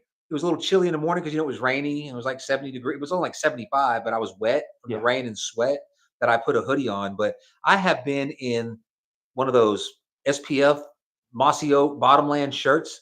That's it. I haven't put a it's been fucking hot. hoodie It's been hot on. as hell, especially with that. Climbing up with a saddle. You're exercising. That is like that's another thing too. I wonder about because you get up there and you're just dripping sweat. Like there's no way around it. Mm-mm. More than with a The one climber. stick's a little easier. Yeah. You don't work as hard with the ones, and it's weird because if you would have told me that before I started doing it, I would have laughed. Like, there's no fucking way it's No, easier. yeah. It is. It's a little easier. Yeah. But I've been hunting under. I just it's hot.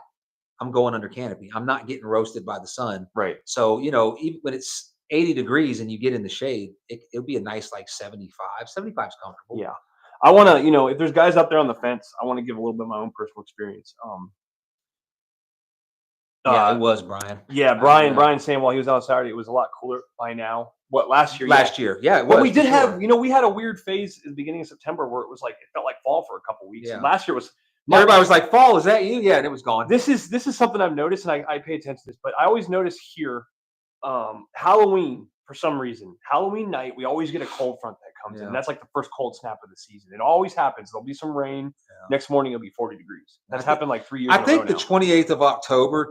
I think if you do the statistics going back, 100 years or however they do it, I think October 28th is the big cold snap for North Carolina. It doesn't always happen. Something happens later.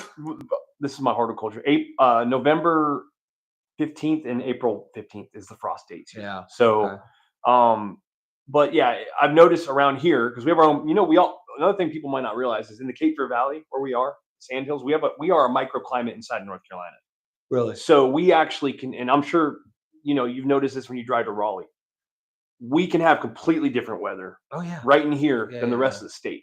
It's really crazy. It's weird because if you go outside of our area, like west, like you're going towards Cameron, all of a sudden you feel like you're in a different area because all the hardwoods in the hills. Oh yeah, yeah. And here it's all sand and it's flat unique down here, man. trees. It really is weather-wise too. But 49 tonight. I was gonna go in the morning. I'm going in the morning. But right before you came over, I got a phone call and we got work. See? But hunting, but I don't even like hunting in the morning. I've gotten up every morning. Like the other morning, I get up 5 o'clock in the morning. And I'm like, okay, I'm gonna go, but God, I don't know, man. I just don't like going in the morning anymore. Especially like the thought of we were talking that survey that I think Brandon Barrett did, about walking in dark and setting up or daylight. Yeah. The thought of walking in the dark, in the cold, is so far out of my brain. I don't think I will ever fucking do it. I might. I'm not saying I'll never, but at this current juncture, I am not going out in the fucking dark. I will wait so I can see. Yeah. Like I said, I've never fucking seen deer at 7 o'clock in the morning anyway. I'm not saying they're not there. I have a lot. I haven't. I'll tell you what, I was driving out and this was one of my late mornings when I plugged that spike last season that you're giving me shit about. But I missed my damn entire alarm. But I was like, I need to hunt today because if I don't, I won't have an opportunity for the next couple of days. So it must have been 9 o'clock when I was leaving my house. But I'm driving out and in a church parking lot, there's a big ass oak tree right there. There is a freaking badass buck with a bunch of does around it, just sitting there sucking up acorns, man. I'm like, damn it. And it was about 9 in the morning. Mm-hmm. I get out to my spot. This is during the rut. It wasn't peak rut, but I got to my spot and I think everything's going wrong. I get in a tree and I'm like, I changed my mind. Like, damn, I want to be in that tree. And I'm halfway up the tree and I hear does get up and they blew, but I thought I spooked them. So I stopped climbing and I'm in the middle of one of those low areas where the trees are sticking up, but it's so high that you can't see down in there, creek bottoms. And I stopped and I'm like, shit, damn it. I was just out.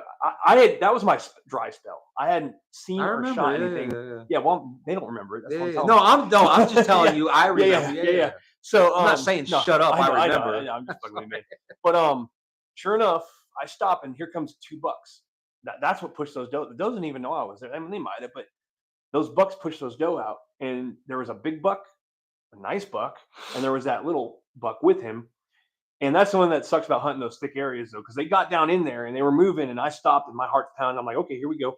And Finally, the buck sticks out, and I see the rack, but it's that optical illusion, like where that happens sometimes, man. I shot, and I ended up hitting the fucking spike, and the other one took off. He wasn't a spike, was he? I thought he had. I thought he had little Well, fours. he did. Yeah, he was. Yeah. He was a 4. We'll call him a 4. But they were like, I made Christmas ornaments out of him, man. It was funny. I put him. I sent Buddy a picture. I got home and I'm like, look at this fucking beast. I actually stuck him on my rabbit's head. Yeah. And but I mean, now he's not going to be in the gene pool. Yeah. So here's the thing about on that, like, when you get shit for killing it, kill whatever deer you want. Yeah. I honestly don't care. I will talk shit if somebody killed. I'm always like, hey, congratulations, whatever. But then I'm making fun of the deer. But if I want to kill that deer, I don't give a fuck what you say. I'm gonna kill it. Like, here's the thing, man. Clown me. I don't care. I'm gonna do it. No matter what anyone says. It's just for fun, man. No matter what anyone says about the deer that get posted or whatever, hunting deer on Bragg is tough. It's regardless. Hard. Yeah. Some people say no, it's not as easy, but you're full of shit. Yeah. Fuck you. Nobody believes if you say that hunting deer successfully on Fort Bragg is easy. There's a good chance that when you walk out of a room, the shit that you think people are saying about you, they're saying that about you. Yeah. Because you're full of shit. But it's not easy. Even if you're good at it, it's not easy. And I was a member of a club, and hunting deer on a cut lane, so they already have a lane they're going to go to with a pile of corn where they're going to come every night regardless, and they're going to eat that corn. That's easy. Okay? That's easy. Hunting. Yeah. Well, it's whatever you want to call it. That's not hunting. If you're out there you're on Bragg, I'll do it. Shooting deer, man. No, I'll do it. You're doing awesome. I do it whenever I get suspended and I can't hunt on post. I go to the kiddie pool, and he keeps corn out there year round, and it's very rarely have I gone out there and not shot something. So and it's fun. I was especially on Bragg where it's hard and you don't see them all the time. Now I have heard about Bragg is the deer population is shrinking. Oh, like it used to be. Well, the development around No, it's because of that fucking woodpecker. Oh, because if you notice, when I didn't know this until this year. Now I know the whole woodpecker conspiracy. Brian's got a good point. We'll talk about it. That's why I was like, yeah, dude, thumbs up, good plan. They want the endangered species. They want oak trees gone. The woodpecker's environment is broom straw or savanna and pine trees. So that's why they're burning. I always thought they were burning, and I think they probably do. They log and they burn. So troops got to move through those woods. Here's my question on that damn woodpecker, man. Okay, I just thought about this. I was in the Army fucking 24 years ago when I was a private. All right, and I remember in Benning all those damn signs, and the drill sergeant saying, "Don't fuck with the redheaded cockamamie woodpecker." That was 20 fucking years ago. And if they're as protected as they are, how are they not off the fucking species list yet? I think somebody made a comment about that about a couple of weeks ago, and I never revisited the comment. I made a comment. I noticed it. I remember hearing about that woodpecker right about the time that they formed JSOC. And right about the time that the Red Roof Inn, the Delta compound, got moved from the old Bridge Stockade. The old Delta compound used to be on Butner Road where the MP station is, that green fence that's around. That was the original Delta compound. When it moved, about that time frame that's about the time I remember. I'm not saying that's when it happened. Right. Somebody asked, hey, when do you remember hearing about it? Because it was been going on since the 90s as far as I know. And it's about the late 80s. I've always thought it's a conspiracy. I think it's just a funding ploy. But then again, the owners of Fort Bragg are Rockefellers. They still own it? Yeah, they just lease it to the U.S. That's how they make Which, if you don't know, the Rockefellers actually imported deer. Yeah. You know about that, right? Some people don't know. We have such good deer down here because a lot of people around North Carolina, actually, I've been following on the page. I do a lot of just like little stupid research holes. A lot of people are like, damn, that's a Fort Bragg. Like the word's getting out now that there's fucking studs on Bragg. Wisconsin or something? New York, upstate New York. And then there was some from Kentucky. There's been a few phases of that. I think Camo Ken mentioned it. Yeah, He knew a little bit about that. I don't know. I haven't been to those areas, but I've heard hunters been out. But there's still the Rockefellers basically had a game land down here that was their summer or their wintering resort estate, and they had a resort built, and they had a hunting grounds, and this was all their private hunting land, and they brought species in from different parts of the country to breed. That's the same thing they have with the hogs down in Georgia. Yeah, the Razorbacks. The Razorbacks did that. I just wish we had. I wish we had a deer. Was it Roosevelt? Yeah, Teddy Roosevelt or one of them presidents. Yeah, the deer population of North Carolina is about 1 point something million deer, so that's a good population. But I wish we had that damn hog population of deer here because that would be insane. But anyways, because I remember when I was in one of the Rockefellers, so there's the problem with these rich fucks is they don't do anything. So they either get really hooked on drugs and they have to have remember we talked about that on the podcast. Yeah. There's actually agencies out there to handle the family members because they got all this money. They don't do anything. Some of them do. Some of them go into the industry and they control the world and the media and the politics and all that. But most of them just become derelicts. But some of them take on extreme hobbies. And one of the Rockefellers, one of these bird watchers.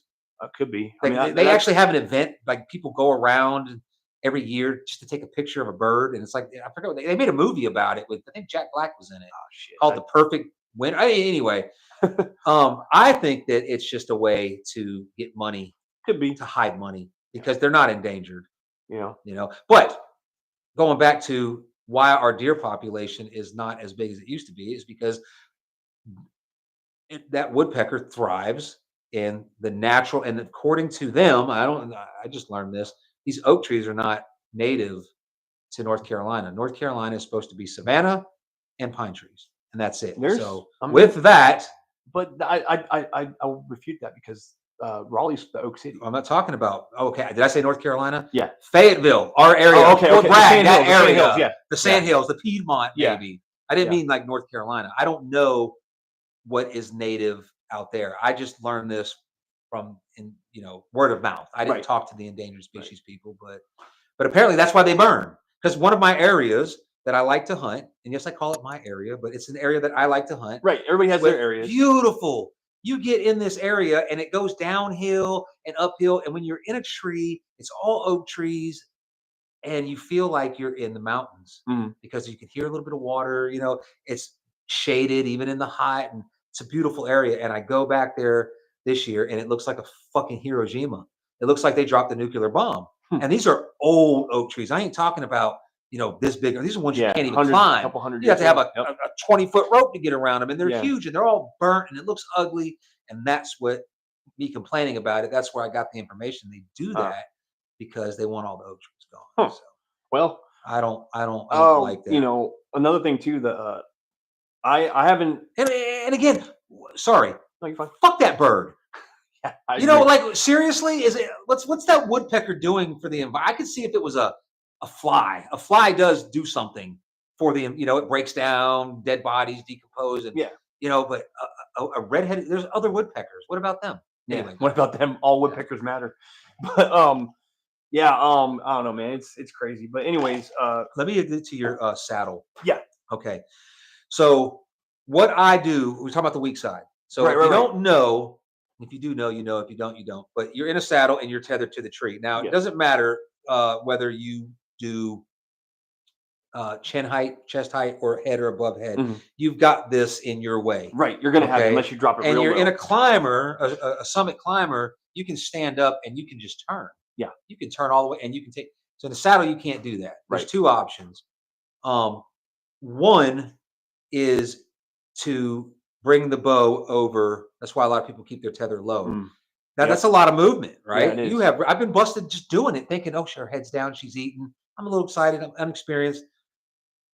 You got to go over, but once you get over the tree, I mean, your bridge will slide inside of your carabiner. So now you just hang off the tree, and now you can. That's what I do. You can kick out, and you can do that. Yeah. The other thing you can do if you have a platform, I can't because I'm hunting on this now. I don't even take my platform anymore. That's my platform.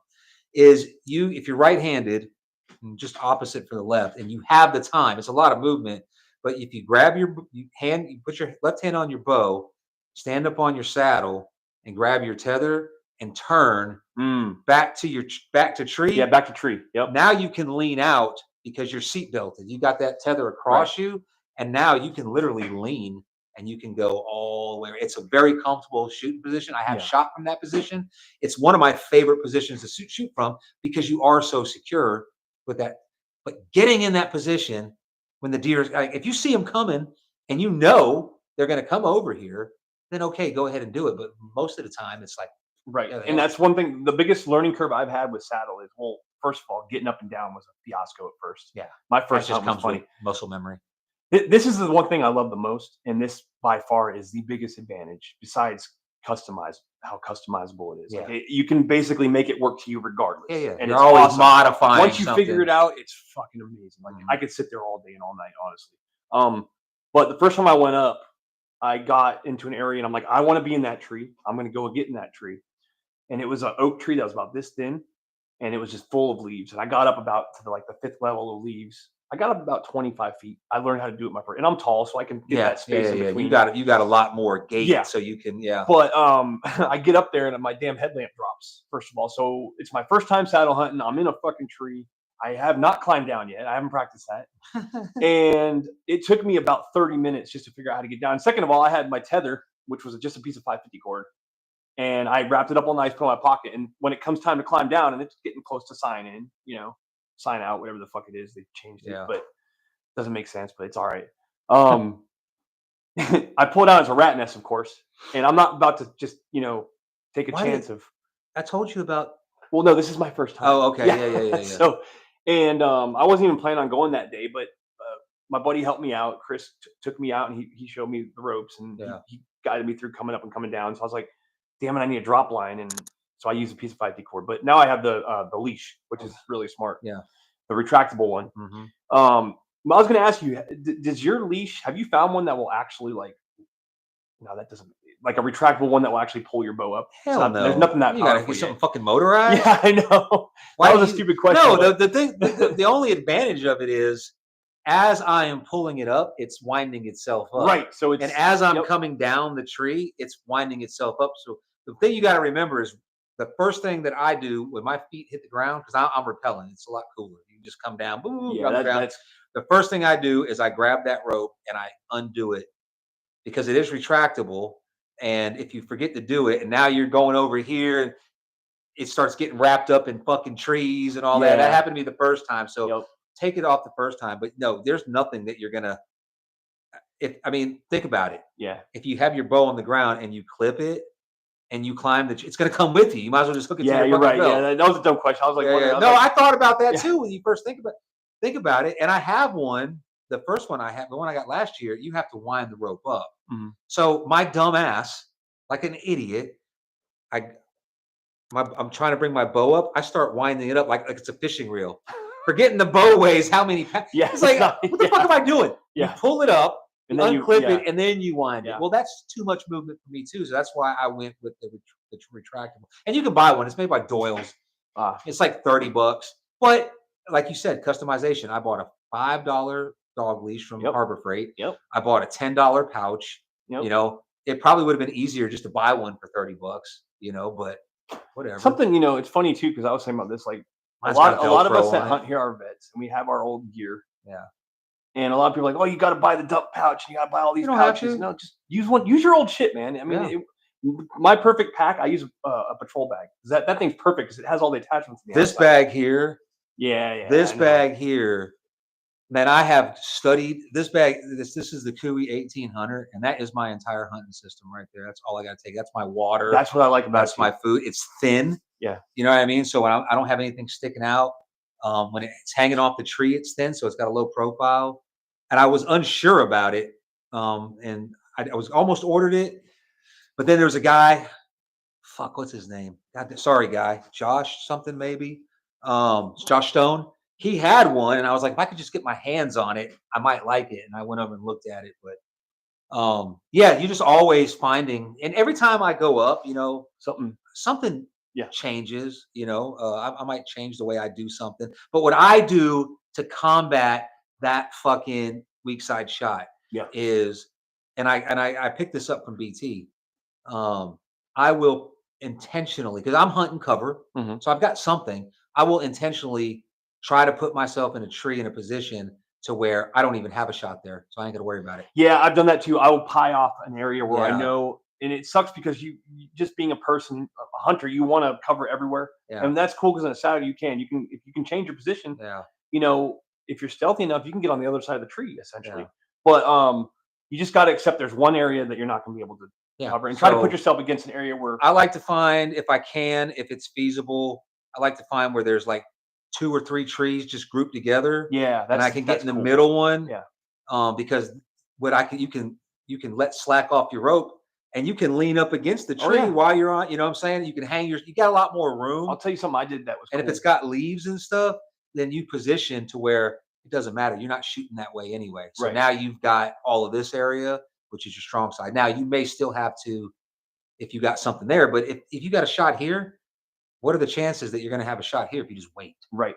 You know, so. Something cool I did was I found an old oak tree that had some real nice thick bows on it, and I was actually able to get up in that tree, and the bows were in position around the tree where I was able to stand on them. If I had a shot, I could walk over to this bow and stand on the bow. That was really cool, and it also helped me getting set up as well. Yeah, I find I got a few trees like that. If the wind's right, I'll go. They're oak trees, but they got the branches, so I have my fucking platform, but I've got footrest. I can literally stand because it's a big, thick fucking branch that comes out. I get in those. One of the ones I posted a picture of a tree. I walked up in this area, and there's scrape, rub. This is early season too. I don't, if you got a scrape and you got rubs and you got food, we should get into next because Brian asked about that. It's a good for me in my brain. At least I'm sitting there for 3 hours. I have something to focus in on. I'm not just like, oh, where are they going to come from? But there's a tree, and it's 3 trees, 2 pine trees and an oak tree, but they kind of grown together. And I look up there and I'm like, so imagine you have a tree here, and then you have a tree. I mean, a full-grown tree that fell down, but it grew into that tree. And then there's another tree that did it. So there's like one spot. Oh yeah. You got all this for now because you got leaves on the oak tree. You got your pine. There's like this one spot. If you could just get in that one spot, nothing's going to see you up there unless you're up there flailing around. Right. Yep. And with a climber, there ain't no way you're getting. And not only that, it's the perfect spot for the oak tree in front that's dropping acorns. Yeah. This tree has acorns. And there's a scrape over there, and the scrape, you know what I'm saying? It's on a trail. Yeah. And without the stick climbing system, you ain't getting up there. That's the biggest thing that I really got excited about, because there's been so many times where I've done all my stuff, my pre-planning, walked into a spot, and I literally panicked because here we are. It's now been 30 minutes since I'm supposed to be up, and I can't find a decent tree that I can get up in. And I don't want to be up in, I don't want to be up there breaking limbs off and shit. Yeah. And you're not supposed to, on brag. Yeah. But no, you can't break limbs. You just can't cut trees down. Right. But like, I don't want to be up in there hacking a freak. That's it sucks, but that's no longer a problem. And I'm gonna tell you, that's about 80% of it right there. Yeah. Like, that's a huge thing. But it's cool too, because you can get over branches. And I try not to go over. I try to find cover trees. It's really easy once you learn how to do it with no branches, because it's hot. Maybe when it's colder, I won't care. Yeah. Because I still take my lineman's belt, because if I'm standing 16 feet off the ground and I've got to raise, I'm raising my tether up so I can pull the stick up. Now, what's keeping me to the tree is me holding the rope. Yeah. And if I fall, I may fall 5 feet, but that rope's going to tighten up against the tree, and I'm not going to hit the ground. But my fingers are going to be stuck in that bitch. Yeah. And they might come off, or they might break, or it'll hurt. So I take my lineman's belt, I keep it hanging. Yeah. And go ahead, and then I raise my rope. So it takes me a little bit longer because I'm being a little bit more safe. But that's from experience. Yeah, I definitely I've used my tether now, because I was just using my lineman's belt before, and I had oh shit, where I ended up upside down. Yeah. And I got gouged in the groin pretty good too. And I mean, that groin, you got an artery in there. You got an artery in and there. Those steps are like spears. Sharp. Yeah.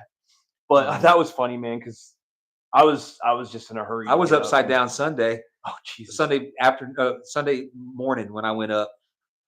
So I've got this right here on the stick, the pull tab. Well, it goes down inside.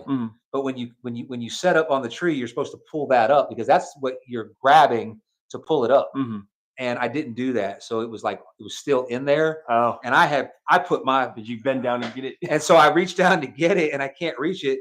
So I wrapped my leg around the tree, and it's so far that my leg comes out and I'm literally like upside down. I'm like, please God, don't let nobody be hunting around here filming this shit. Yeah. But so one thing I wanted to cover too, real quick. Brian says he's gonna go in midday, do some walking, hopefully find some recent sign. He said he finally found a rub and a scrape. Yeah, that's another thing too. And I want to ask as well if you know anything about this. I'm sure there's someone out there that knows. Yeah, it's been late. Like rubs and scrapes are finally starting to show up. And well, it depends on who you ask, because I know yeah, people that'll say, like, right now, maybe, or in the last couple of weeks, the mature deer, wherever you see the deer, the mature deer ain't there. If you're chasing deer, you find deer okay, but if you're chasing mature deer, they're not gonna be where those other deer are at, mm, because they're mature. They don't like to be around. oh Even yeah, if you see them out in the summertime in the field feeding, the mature deer is off by himself. right. So rubs are not something I've been advised by people that have been hunting a long time and that hunt very well and know sign, and they have a lot of knowledge, that rubs are just give you an indicator that he's in the area, but he's not coming. He's not coming to that rub line and checking it. He's Yeah, rubbing that tree so other deer. I mean, he might. Don't get me wrong. I yeah. mean, you may catch him when he's like, "Oh, I'm walking by. Let me go rub my shit." I have seen him. I've seen other deer sniffing and licking Yeah.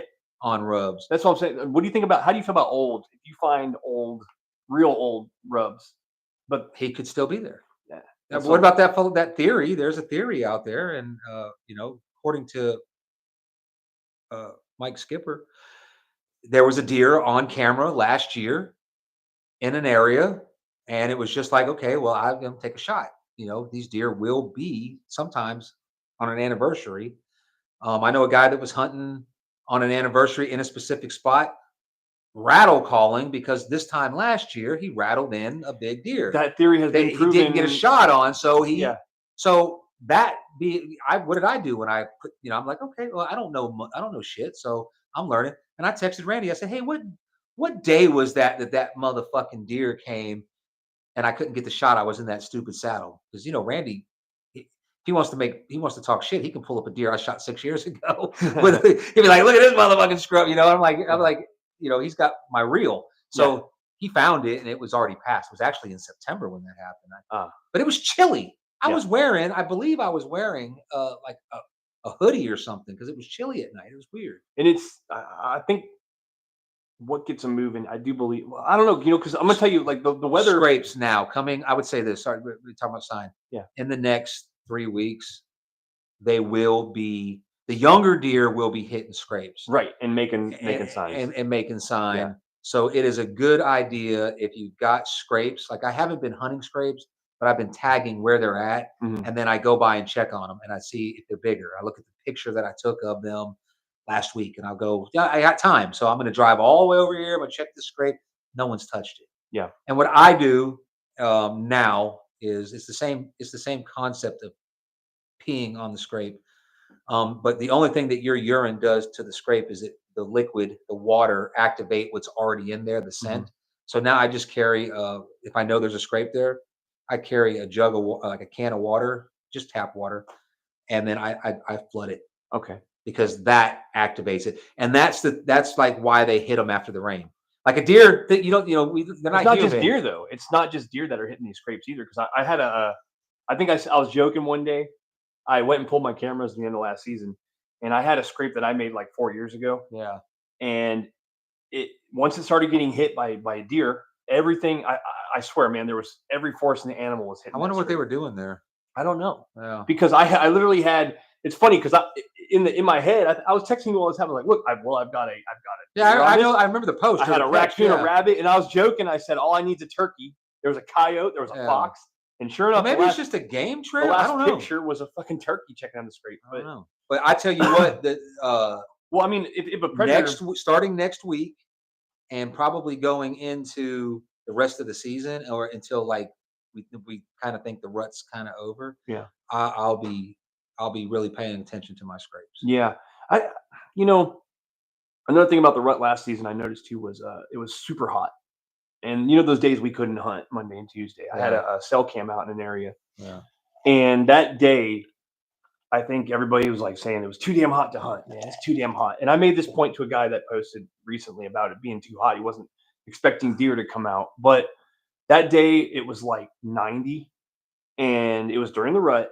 and I had damn near every target butt in that specific area hitting my camera. Yeah, I don't think at that like 1 PM when I it was don't think the freaking. heat They is live in going it. to stop deer Like, from fucking. yeah, I think that it might cause them just like anything else. Like it's hot. I don't want to do too much right. They're moving. gonna consume. And if I don't have to, but now if that deer beds down somewhere that's, a half a mile from any type of food or water, which I don't know if he would do that, but if he did, and it's fucking 100 degrees, he's gonna go get it. He has to eat, he has to Think about it drink, like and he has this to too. fuck when his We're testosterone we're tells him. not okay. You hear this goes back to my history research too. Like you hear about Civil War soldiers talking about how they became hard during the 4 years of living outside Mhm. 24/7. Yeah. Like those dudes are sleep on the ground when it's raining, snowing. Animals are not like us. They get comfortable, but they're a lot more adapted to the temperature.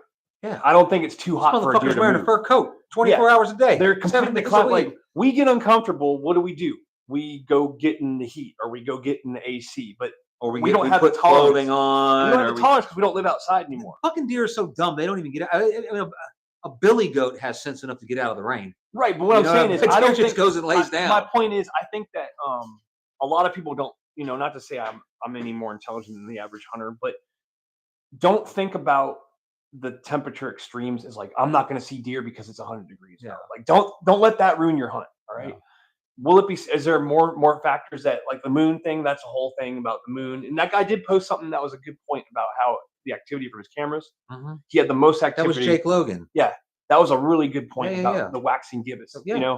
And I think there was one day I was driving home from the beach and it was raining. It was misty rain. It wasn't like a downpour, but it was the middle of the afternoon. Mm-hmm. It wasn't evening. It wasn't morning. It was like 3:00, and that stretch of 87 where you got all the fields. And man, I must have seen over 100 deer. They were in packs, and it was like that misty rain.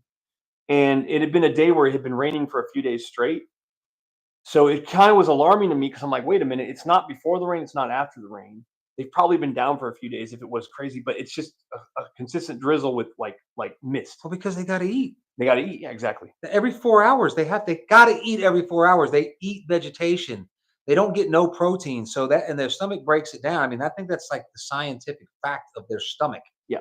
They have to eat every 4 hours. Yep. And even acorns is not it's got protein for them, but it's not a very protein rich food. So it doesn't last long. Like just think if all you ate was lettuce, you would have to eat lettuce every hour or 2 hours. You know what I'm saying? Because you're not getting your body. First of all, you would die because you need fat. They're herbivores, and they're also they're not sitting there grazing like cows. They're not going to eat all the plants. They're going to eat the best part of the plant and move on too. So keep that in mind too when you're hunting like grazing. So the day that them bucks came out, it was nighttime and I was sweating. And that was one of those hunts. Like it always seems that would happen. Like I didn't even want to go. I jumped them.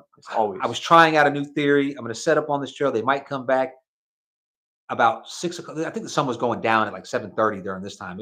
I was staying in the tree till like 8 o'clock. We had to sign out at like 9:30 or something like that. About 6 o'clock came, thinking prime time. It's still hot.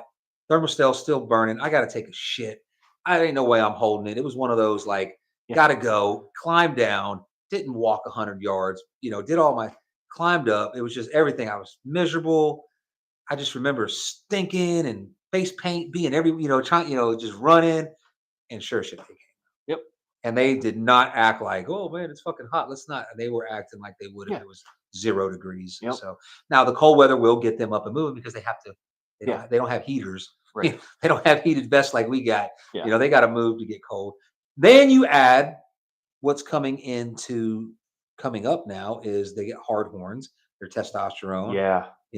They're already starting to fucking spar. I heard it the other night.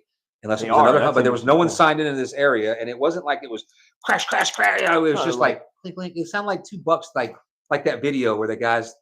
Did you see that video? I think Jonathan posted it or somebody posted it. It's like $2 at the end of the summer. And he's like, man, something about you, man. I just don't like the way you look anymore. He's like, what are you talking about, man? We've been hanging out all summer. Oh yeah. He's like, man, I don't know, but I just really want to punch you in the face. So that's starting now, Yep. And My rabbits will do that. You know, their rabbits are a lot like yeah, deer. oh, Like yeah, they'll love each other, and then they'll start. I have two males; they're not fixed, yeah, and I learn a lot. Like I said, I keep saying it every time I'm on here, but I learn a lot about the nature of these animals by watching what my rabbits do. yeah. And what they'll do is they'll be in a stage where they're hanging out, and then a month later they want to kick each other's ass and they freaking hate each other's guts, and then they chill out again. And also, I pay attention to when they're up and they're down, like throughout the day. They get real active around sunset, and I'll just watch them. I'll put them in the backyard, and they'll go out and they'll be active like in the morning, Mhm. and then they'll stop and they'll tuck away and they'll get up again, and then at Why don't you nighttime, do this? what's that? Why don't you start paying attention to where they're sleeping, when they're sleeping, and like you just said, Yeah, but then check the moon phase. that's a good point too. Yeah, I don't know. and they're prey. They're prey animal. That Yeah, even yeah, these yeah. rabbits are pets. They're not wild rabbits. One of them is, ain't it? Well, the one that yeah, but he's Hey, he's did they just domesticate? Because I had a dog that was wild. While she was tame, she never domesticated. She always no, acted it's wild. no. But the fact is, like instinctively, these rabbits were both born in a rabbit farm, Yeah. but they still But have the instincts of prey. yeah, but Yeah, yeah, they still have. It's like a dog still has dog right. instincts, even Yep. though it's domesticated. Yeah. So, but that's Um, a good point. Like Skipper has his notebook that everyone like that. There's a lot of things that if you small things like that. Look at the biggest thing for me, and I will say this is pressure. Look at the pressure. Always look at the pressure when you see deer. yeah, Like that's a huge thing. I'm just now Yeah. clued into that. Like, Yep. if the pressure's dropping, I'm scouting. Yeah. I'm not going. I don't fish anymore, so if it's hunting season, I'm hunting. I'm doing something hunting related. Yep. So if it's one of those like where it says 29 and dropping, then I'm gonna hunt eventually at Right. sundown. If I haven't found anything, I'm gonna go to a spot that is historical, where I've seen deer. But usually I'm climbing a tree at like, well, it's getting earlier now, but like the other day when I went out, like me and Randy's like, I'm up. It's like 3 o'clock in the afternoon. Like, what the hell are you doing in a tree? The sun ain't going down for 4 hours, you know? But it's I different think styles. I'll climb at 5, usually looking to climb a tree about 5:30 so I can be set up by 6, yeah. or ready to go by 6. But now that's getting earlier because it's getting darker earlier. Yeah. I mean, 7 o'clock now is I ain't got It's no shot. yeah. I mean, Too damn, there dark. was a point damn near what in the summer, almost 10 o'clock. It was still like Yeah, that no, was I was like, as a matter of fact, when I seen those deer, those 2 bucks that one day, that was probably about 7:30, 7:45, where it was like too dark for me. But out in the field, the open area, when there was still light, yeah. you know? I think I've noticed a lot because, like I said, driving a surf, you always see stuff on 87, and I've always seen deer about the days when I get down midday, like 2 o'clock in the afternoon when it's misty out, when it's that weird that tropical feel, that misty, the when the air is wet. Yeah. I've noticed they're out in those fields a lot, and it could be raining, it could be clear, but there's just those overcast days when it's like thick. I guess you can describe it. They're out there, they're feeding hard. Hmm. So that's something. But another thing I'm going to capitalize on this season as well is because of I'm more restricted to mornings. Is tend like the sitting from like sun up to like 2. That's gonna be a big thing for me. Yeah. It will until November 1st, which is coming up. But I'm just seriously, I mean, I've been following the moon phases for years. Uh, I'm just going to keep doing what I'm doing. yeah, Now, come rifle, I will try it in the saddle, but I think it makes more sense with the summit because, I mean, I don't have to get right up on. A matter of fact, I don't want to get right up, and I don't. It's the further I can get away, within 80, 100 yards from where I think he's going to be, the better, because then he ain't going to see me. right, that's a big advantage Because I too. get fucking busted Yeah. so much, Oh man. yeah. I mean, I don't, I can't, you can't help it. At some point, you're gonna go like this to look around to Yeah. see if you see a deer. Well, in the 5 minutes that you were daydreaming, or you were checking this, or maybe you saw something here, and they stroll this way, and then you move. I mean, it's just gonna happen. So the further I can get away from that, but I am just hell bent on killing a mature deer with my bow. Yeah. Like, I'm to the point now where I wish that they outlawed rifle hunting because I wouldn't have the Don't option to say even that do it. because then yeah. So Yeah. I'm gonna tell you, when next year, as soon as deer hunting season's over, I'm buying a recurve, and that's where I'm gonna do all like, because I go out and shoot my bow, but I'm not a shoot 10 arrows at a time. I go out and I shoot first shot. If the first shot goes bullseye or in the bullseye, like maybe to the outskirts, Mhm. I will fire my other 2 practice arrows and I'm done. If my first shot goes high, low, whatever, I will shoot until I get my shot group. If that takes 6 arrows, sometimes it takes 9, but most of the time I'm shooting 3 arrows. Yeah. But I want to do the Oh, recurve. also, After I saw that just video of reminder, Trent y'all, check Ellis. check your arrows, because what just happened to that guy, man. How do you know? You can check them. You can check them to see if they're cracked. There's a way. I just looked it up actually. 'Cause I was curious, like, how the hell do I know unless I see? First of Yeah. all, flex. But How old is the arrow? I didn't know. Did he say how old the arrow if you was? shoot an arrow, if you shoot one of these fiber arrows once, it can fuck it up. I think I have And even in your target. deal. Really? Yeah. Oh yeah. So what you can do is you can roll it and look for inconsistencies. And you can also spin it. I mean, look up how to do it. There's a way to do it, because it's like, how do I know it's by flexing it? But That's only with those fiberglass arrows, though, right? yeah, but that shit, man. I mean, I don't know if y'all saw that Yeah, picture, yeah, but that was serious. It will snap off and go right, Yeah, and that that's just sucks. scary, man. Yeah. But just check your arrows. Some I use reminders. the Easton Axis. I don't know. I'm gonna have to check and see what they are. Yeah, because think I they might definitely, be sweet I've too. shot. I think I still reuse a couple arrows that I've shot deer with, and Mhm. I did the flex and nothing was wrong. But if your knot comes out for no reason, that's another indicator that there's some sort of Do you know when I crack first in started there. bow hunting? I Yeah. used to only bow hunt during bow season, and then during All American Week where you can't rifle hunt. That's the only time I bow hunted. If I shot my arrow, I used to buy like 10 arrows, 20 arrows at a time. If I shot the arrow, I didn't have Luminox. Mm, It was gone. yeah, If I missed the deer, it was gone. Luminox If I are the killed the shit. deer, Yeah. if it went through the deer, if I found it, okay. But my cousin Willie would always be like, "Did you get your arrow?" And then like 2 years later, we'd fucking be walking by. I'd be like, "Oh There's your shit, arrow. there's the Yeah, arrow." yeah, Yeah. yeah, man. But But anyway, man, hour and 46 minutes. yeah, I'm tired. I gotta pee real bad. Let's wrap it up, man. It's good sounds to have good. you back on. We Yeah, could bro. probably sit here. That's the thing about me and you, Pi. I could probably sit here for 4 hours Oh and yeah. talk. Does anyone want to listen to us for hours? Probably not. Probably not. We're down to But 8 people now, but it's getting late and it's yeah, a it work is. night. Hey, But good luck, y'all out there. I'll be out tomorrow morning, so if you see yeah, me, say what's up. I might be. I don't know. I gotta call Jonathan later. I think when I get done. So what the fuck? I can't remember what he called me about. We had something pop up. I think it was for Thursday. Uh, I don't know, but I don't want to go in the morning, but I'll definitely be out yeah. All right, brother. in the evening. All right, Thanks for y'all. tuning in, Peace y'all. out. Have a good night. Okay. Oh, end stream. Duh.